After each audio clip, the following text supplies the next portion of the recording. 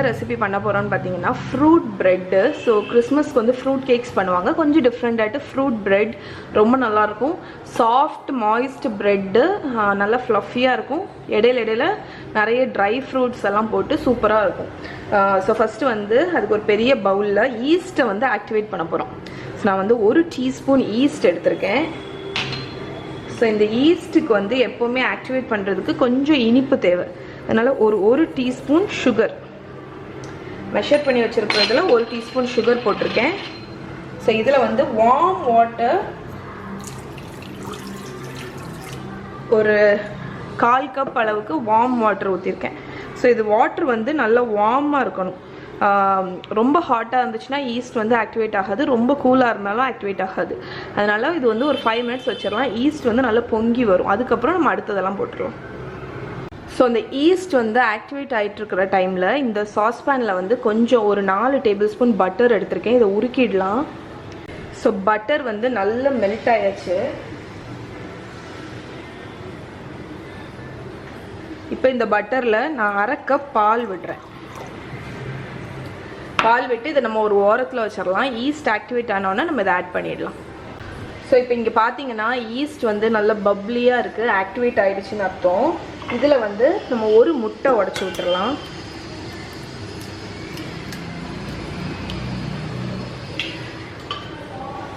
இதை நல்லா மிக்ஸ் பண்ணிடுங்க முட்டையை ஈஸ்டோடி.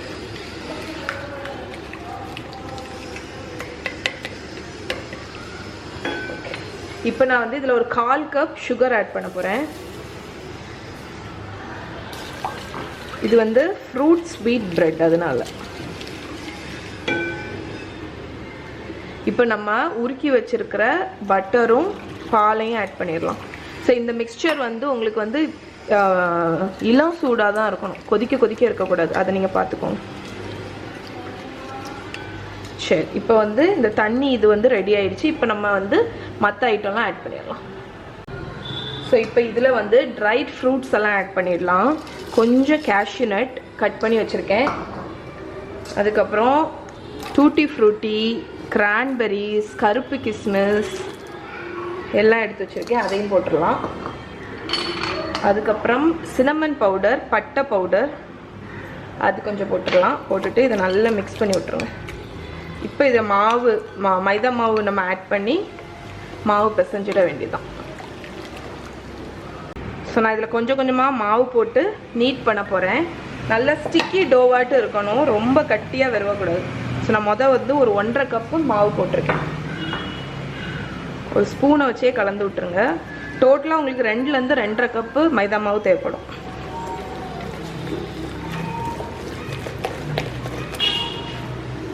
சரி, கூட 1 கப்பு நான் போட போகிறேன்.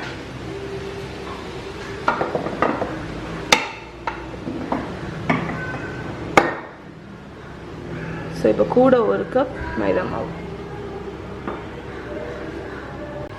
ஸோ இப்போ இதை வந்து நான் ஒரு சாஃப்ட் டோ ரெடி பண்ணிட போகிறேன். அதுக்கப்புறம் நம்ம ரைஸ் பண்ண விட்டுறலாம்.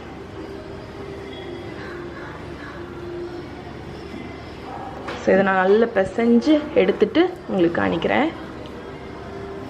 ஸோ இப்போ நான் வந்து டோ நல்லா பிசைஞ்சிட்டேன். இப்போ இதை ஒரு பிளேட்டை வச்சு மூடி ஏதாவது வார்மாக இருக்கிற பிளேஸில் ஒரு 1 மணிக்கூர்லேருந்து 1.5 மணிக்கூர் வரைக்கும் ரைஸ் ஆக விடணும். ஸோ இது டபுள் சைஸ் ஆகும். அதுக்கப்புறம் நம்ம ஷேப் பண்ணி அதுக்கப்புறம் என்ன பண்ணணும் நான் உங்களுக்கு காணிக்கிறேன். ஸோ இப்போ இதை வந்து ஒரு வார்மான இடத்துல வச்சிடலாம்.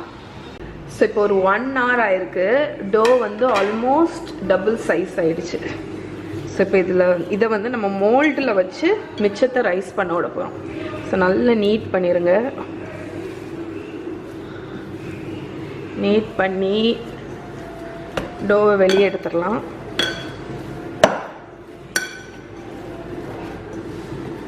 ஓகே, ஸோ டோ நல்லா சாஃப்டாக இருக்குது. இப்போ வந்து இதை வந்து நான் இந்த லோஃப் பேனில் ஷேப் பண்ணி வைக்க போகிறேன்.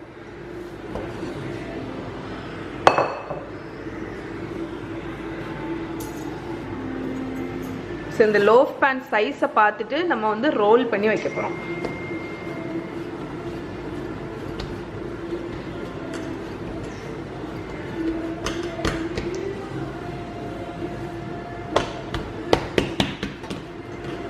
ஸோ ஓரளவுக்கு இந்த ஷேப் வந்தோன்னா நம்ம ரோல் பண்ணிடலாம்.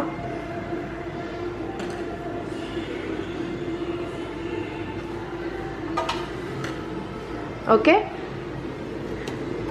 ஸோ இது வந்து நான்ஸ்டிக் கேக் பேன் தான், அதனால நான் க்ரீஸ் பண்ணல. உங்களோடது அலுமினியம்னா நல்லா க்ரீஸ் பண்ணிக்கோங்க. ஸோ இப்போ இதை வந்து மோல்டில் வச்சதுக்கப்புறம் டாப் சர்ஃபேஸ் வந்து ஸ்மூத்தாக இருக்கணும், அதனால தான் நம்ம இப்படி ரோல் பண்ணுறோம். ஸோ இதை வந்து இப்போ நான் வந்து மறுபடியும் ஒரு 30 மினிட்ஸ் கொஞ்சம் அப்படி பொங்கி வர்ற வரைக்கும் ரைஸ் பண்ணி விட போகிறேன். ஒரு 30 நிமிஷத்துலேருந்து 40 நிமிஷம் ஆகும்.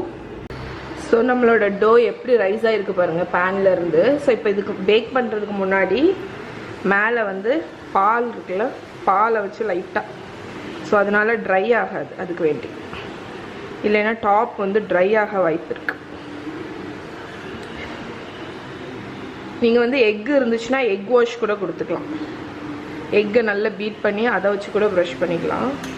ஸோ நான் வந்து இதுக்குன்னு ஒரு முட்டை உடைக்கல, அதனால் பால் வச்சு ப்ரஷ் பண்ணிட்டு இப்போ வந்து 200 டிகிரி செல்சியஸ்க்கு அவனை வந்து ப்ரீஹீட் பண்ணியிருக்கேன். இதை வந்து அதுக்குள்ளே வச்சு பேக் பண்ணிடலாம். ஸோ நான் வந்து 200 டிகிரி செல்சியஸுக்கு அவனை ப்ரீஹீட் பண்ணியிருக்கேன். ஸோ இப்போ வந்து நான் இந்த கேக் பேனை உள்ளே வச்சிட போகிறேன். ஸோ ஃபஸ்ட்டு 200 டிகிரி செல்சியஸில் ப்ரெட்டை வச்சுட்டு ஒரு 10 மினிட்ஸ் பேக் பண்ணுங்கள். அதுக்கப்புறம் 180 டிகிரி செல்சியஸ்க்கு குறைச்சி வச்சுட்டு 20 மினிட்ஸ் போதும். 20 மினிட்ஸ் பேக் பண்ணிங்கன்னா டோட்டலாக 30 மினிட்ஸில் ரெடி ஆகிடும்.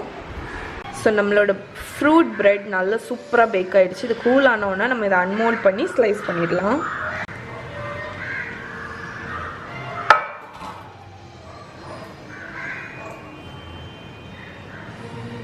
இங்கே பாருங்கள் சூப்பராக ஆயிடுச்சு.